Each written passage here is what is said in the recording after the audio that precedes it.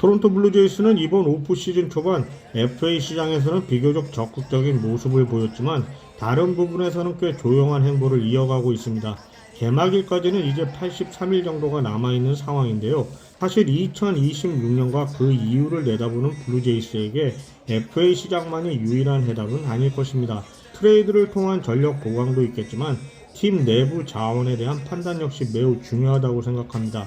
그 중에서도 계약 연장은 블라디미르 게레로 주니어가 2025년에 체결한 초대형 계약처럼 팬들을 열광시키는 뉴스가 아닐 수 있지만 팀의 장기적인 성공에는 그에 못지않게 중요한 요소일 것이고요. 실제로 지난해 알레한드로 컵과의 연장 계약도 당시에는 블라디 이슈에 가려 큰 주목을 받지는 못했지만 블루제이스 입장에서는 2030년까지 안정적으로 주전 포수를 확보했다는 점에서 상당히 만족스러운 선택이었습니다.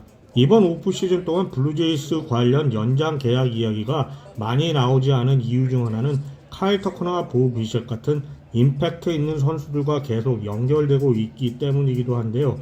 하지만 조용히 살펴보면 토론토에 오래 남길 만한 흥미로운 후보들은 분명 존재합니다. 먼저 커리어 초반에 해당하는 선수들부터 보겠습니다. 트레이 예사비지의 경우 20대 초반 투수에게 큰 계약을 안기는 일이 흔치 않은데요. 그 이유는 대부분의 구단들이 그 선수가 과연 풀시즌을 소화할 수 있는지부터 확인하고 싶어 하기 때문입니다. 특히 블루제이스는 5일마다 꾸준히 마운드에 오를 수 있는 선발 투수에게 명확한 가치를 두는 팀이라서 더하죠. 예사비지가 2026년에 이닝 소화 면에서도 탄탄한 뛰어난 시즌을 보낸다면 그때 가서야 연장 계약 논의가 시작될 수 있을 겁니다. 하지만 아직 메이저리그에서 증명해야 할 것이 많아 구단 입장에서는 서두를 이유가 많지 않다고 봅니다. 현재 블루제이스의 운영 방향을 보면 예사비지가 정말 스타로 성장한다면 그에 맞는 연장 계약을 감당하지 못할 팀도 아니기도 하고 그런 고민을 하게 되는 상황 자체가 구단으로서는 오히려 반가운 일일 것이니까요. 에디슨 바지어 역시 비슷한 케이스입니다. 빠른 배스피드, 강한 송구력, 그리고 인상적인 포스트 시즌 활약까지 바저를 긍정적으로 볼 요소는 분명 많습니다. 하지만 바저는 2028년이 되어야 처음으로 연봉 조정 자격을 얻게 됩니다. 게다가 어린 나이에 마이너리그를 폭격하고 빅리그에서 바로 두각을 나타낸 전형적인 블루칩 유망주와는 조금 다른 경로를 걸어왔습니다. 현재까지 메이저리그 727타석에서 WRC 플러스 95를 기록했고 유망주 시절에도 확실한 스타보다는 흥미로운 선수에 가까운 평가를 받았습니다. 물론 2025년의 활약은 블루제이스가 그를 장기적인 주전 자원으로 신뢰하는 데 충분한 근거를 줬지만 아직 연장을 서둘러야 할 필요성은 크지 않습니다. 예사비지와 마찬가지로 조금 더 지켜본 뒤 판단해도 늦지 않은 상황입니다. 다음은 이제 계약 만료가 다가오지만 연장 가능성이 크지 않은 선수들을 보겠습니다. 쉐인 비버는 2026년 이후에도 블루제이스에 남을 수는 있겠지만 현재로서는 건강 상태에 대한 의문이 큽니다. 이런 상황은 협상 자체가 쉽지 않은데요. 2025년에 많은 이닝을 던지지 못했고 후미존 수술 이후 얼마나 회복했는지에 따라 평가가 크게 달라질 수 있습니다. 에릭 라우는 2025년에 기대 이상, 그 이상을 보여줬지만 2022년 이후 처음으로 의미 있는 성과를 낸 시즌이라는 점에서 조심스러운 시선도 공존합니다. 주로 롱 릴리프로 기용되는 선수에게 지금 시점에서 장기 계약을 안기는 건 위험 부담이 꽤 큰 선택입니다. 게다가 라오의 입장에서는 선발 기회를 통해 2026 시즌 이후 FA 시장에서 자신의 가치를 끌어올리고 싶을 가능성도 크니까요.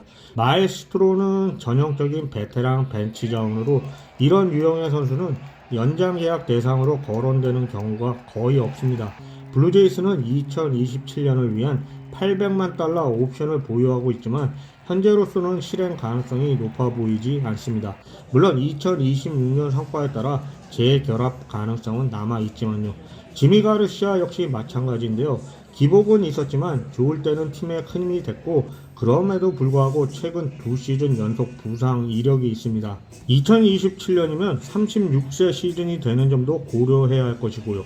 블루제이스로서는 일단 2026년에 건강하게 좋은 성적을 내는 것이 가장 중요한 과제입니다. 이번에는 이제 커리어 후반부에 접어든 스타 선수들을 살펴보겠습니다. 조지 스프링어의 연장 여부를 논하려면 여러가지 불확실한 요소를 짚어야 하는데요. 스프링어는 과연 언제까지 선수 생활을 이어갈 생각일까요? 앤서니 산탄데어와 함께 한 시즌을 온전히 소화했을 때 외야 구성은 얼마나 자연스러울까요? 만약 산탄데어가 반등에 성공한다면 이 문제는 더 중요해질 수도 있습니다. 2026년의 스프링어는 2025년과 얼마나 비슷한 모습을 보여줄까요? 그리고 스프링어 본인이 특정 팀에서 은퇴하고 싶다는 생각을 가지고 있는지도 중요한 변수입니다. 사실 30대 중반까지 계약을 연장하는 것이 말도 안 되는 선택은 아니라고 보는데요. 2025년의 생산성만 놓고 보면 충분히 고려해 볼 만한 선택이니까요. 하지만 역시 2026년을 지켜본 뒤 판단하는 쪽이 합리적일 가능성이 크다고 생각합니다. 케빈 가우스먼은 블루제이스와의 첫 계약이 완벽한 성공 사례라고 해도 과언이 아닌데요. 2025년에 반등한 모습은 2022년, 23년 수준까지는 아니었지만 아직 본격적인 하락 국면에 들어서지 않았다는 신호를 주기에는 충분했습니다. 블루제이스는 중장기적인 선발 로테이션에 대한 불확실성을 안고 있는데 가우스먼은 앞으로도 몇 년 동안 충분히 좋은 활약을 펼칠 수 있을 것으로 보입니다. 다만 35세의 시즌을 앞둔 투수에게 포스트 시즌 포함 223과 3분의 2이닝을 던진 직후 연장을 제안하는 데는 구단 입장에서 고민이 따를 수밖에 없습니다.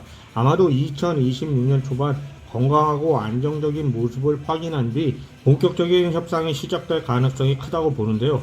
최근 메이저리그에서는 30대 중후반 투수들에게도 기꺼이 돈을 쓰는 경향이 있고 가우스먼의 비교 대상으로는 다르비슈 유가 자주 언급됩니다. 다르비슈는 36세부터 40세 시즌까지를 포함하는 6년 1억 800만 달러 계약을 2023년을 앞두고 체결했는데 그 이전 두 시즌의 성적이 가우스먼의 최근 두 시즌과 매우 유사합니다. 마지막으로 연봉 조정 구간에 있는 가장 현실적인 연장 후보를 보겠습니다. 어니 클레멘트는 자유계약까지의 거리면에서 연장 계약의 정석적인 타이밍에 있는 선수입니다. 앞으로 3시즌 더 연봉 조정을 거치게 되고 계약 연장에 있어 최적의 시점에 있는 선수입니다. 클레멘트 입장에서도 당장 안정적인 수익과 커리어 후반부를 대비한 보장을 얻을 수 있는 윈윈 구조가 가능합니다. 그는 33세 시즌을 앞두고 FA가 되는데 이 나이면 대형 계약을 기대하기는 쉽지 않습니다. 그 점이 오히려 연장 협상의 장점이 될 수 있겠고요. 하지만 선수 유형이 문제입니다. 인상적인 포스트 시즌 활약을 제외하면 클레멘트는 공격에서는 약간 평균 이하, 수비에서는 매우 뛰어난 전형적인 유형입니다. 문제는 수비 가치가 30대 이후 급격히 떨어지는 경우가 많다는 점입니다. 블루제이스는 이미 그의 32세 시즌까지 팀 통제권을 가지고 있고 그리고 수비력이 하락할 가능성이 큰 시즌까지 미리 묶어둘 필요성을 느끼지 않을 수도 있지 않나 싶네요. 그리고 마지막으로 가장 흥미로운 후보 벌튼 바쇼가 있는데요. 이 리스트에서 연장 계약이 가장 현실적으로 보이는 선수가 바로 바쇼입니다. 프리미엄 포지션을 리그 최상급 수준으로 소화하고 2026년 중반이 되어서야 30세가 되며 팀 내에서 희귀한 좌타 파워 자원이라는 점도 큽니다. 센터필드에 대한 확실한 대안도 내부에 없고 바쇼는 블루제이스 수비 정체성의 핵심입니다. 2023년 이후 블루제이스는 메이저리그 전체에서 가장 많은 227점을 수비로 절약했는데 그중 23.1%를 바쇼 혼자서 책임졌습니다. 스타캐스트의 수비 득점 가치에서도 토론토는 리그 2위고 그중 29.4%가 바쇼의 몫입니다. 공격에서도 이제는 그 어느 때보다 더 믿을만한데요. 2025년 단 71경기에서 2시즌 동안 풀타임으로 뛰며 친 홈런 수와 같은 20홈런을 기록했고 배럴 타구수도 158경기를 뛴 2023년과 거의 같았습니다. 평균 배스피드는 75.6마일로 크게 상승했고 장타 비율은 에런 저지보다도 높았습니다.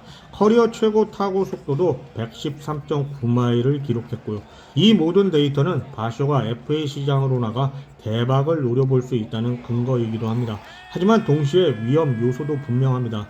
2026년에 부상이 따른다면 내구성에 대한 큰 의무를 안고 FA를 맞이하게 된다는 것입니다. 공격력이 다시 하락한다면 2025년은 소규모 샘플로 평가받을 수 있습니다. 스프린트 스피드 역시 센터필더 중 40위로 이미 하락 조짐이 보이고 있고요. 지금은 판단력과 수비 센스가 이를 보완하지만 30대에 접어들면 팀들이 고민할 지점이 됩니다. 결국 바쇼를 지금 묶을 것인지 아니면 다른 팀이 그의 30대 시즌의 비용을 지불하게 할 것인지는 블루제이스에게 매우 중요한 선택입니다. 바쇼 역시 지금의 상승세를 보장으로 바꿀지 아니면 한 시즌 더 베팅할지를 결정해야 합니다. 지금 이 시점에서는 양쪽 모두 계약을 맺어도 미뤄도 큰 리스크를 안게 되는 상황입니다. 그래서 더 흥미롭고 그래서 더 중요한 결정이 바로 이 바쇼의 연장 계약입니다. 결국 토론토 프론트는 자유계약 시장에서의 대형 계약에도 신경 써야 하지만 내부적으로 챙겨야 할 과제들도 적지 않습니다. 이런 상황에서 과연 어떤 선택을 하게 될지 그 부분 역시 상당히 흥미로운 포인트입니다.